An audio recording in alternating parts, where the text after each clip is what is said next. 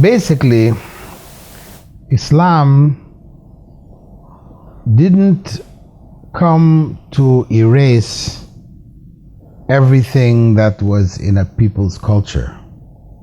It only sought to erase what is not acceptable Islamically, to modify what was reasonable so that it matches Islamic view.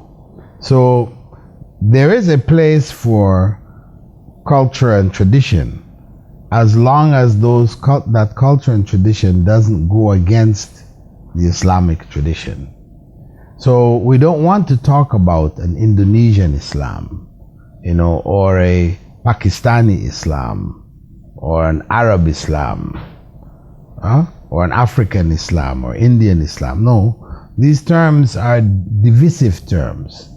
There's only one Islam.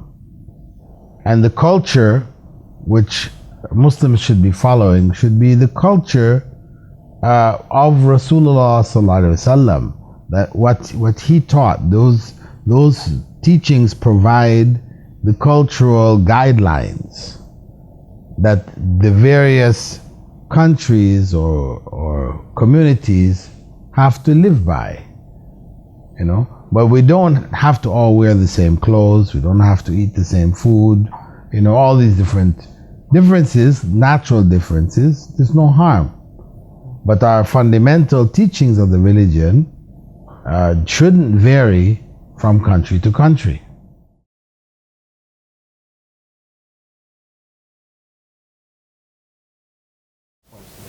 Now, this is a false notion. It's true, the Quran is in Arabic. Prophet Muhammad ﷺ was an Arab. The first people who received the message were Arabs. That's true. But, Allah describes Prophet Muhammad ﷺ in the Quran as rahmatan lil alameen, a mercy to all the worlds. He was sent to humankind as a whole. The Arabs are the ones among whom the messenger was raised. So naturally the last book of Revelation should be in the language that he's going to speak to the people. And the original people who are going to carry the message are going to be Arabs. But if we look at what do the Arabs represent of the Muslim world, it's maybe only 15%. The vast majority of the Muslim world, 85% of the Muslim world, are non-Arabs. 80 to 85% are non-Arabs. So what does that tell us? It tells us that Islam is not an Arabic religion.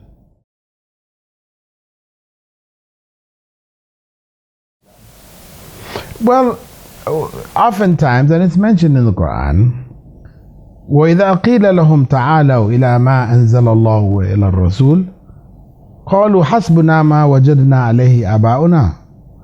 If you say to them, Allah mentions the Quran, if you say to the people, come to what Allah and the Messenger have taught, they will reply by saying, what we found our foreparents doing is sufficient for us. That's 1,400 years ago.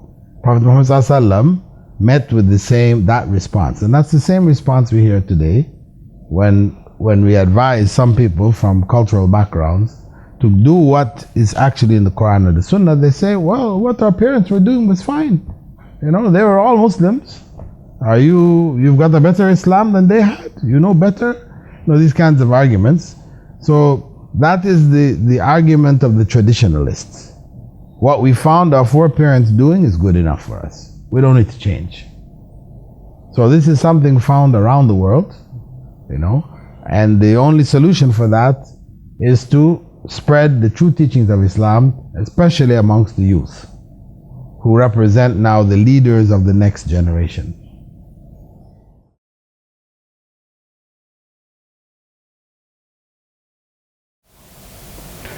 Well, those of us who know the correct way, we should try to practice it and promote it in the society, to educate people to the correct ways.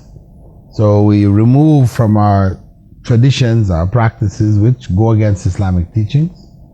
We try to stay within the bounds of those teachings. That's what we should do. in order to preserve Islam according to the way that it was first revealed.